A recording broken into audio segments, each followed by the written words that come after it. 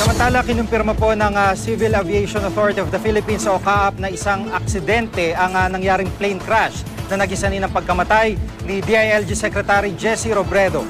May live report si Julius Segovia. Julius. Chiki, wala raw foul play sa malagim na plane crash na ikinamatay ni DILG Secretary Jesse Robredo sa karagatan ng Masbate noong August 18. Ito ang inihayag ng Civil Aviation Authority of the Philippines o CAAP sa Joint Congressional Oversight Committee hearing na pinangunahan ni Senador Bong Revilla Jr.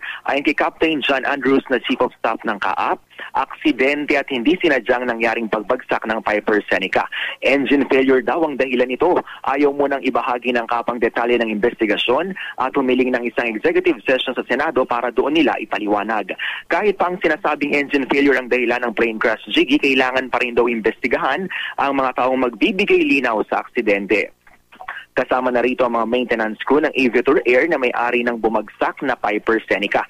Nilinaw rin ng CAAP na si Captain Jessup Bahinting ang talagang nagpalipad ng eroplano, base na rin daw sa seating arrangement at hindi ang Nepalese co-pilot nito. Yan muna ang latest. Balik sa LGG. Maraming salamat, Julio Segovia.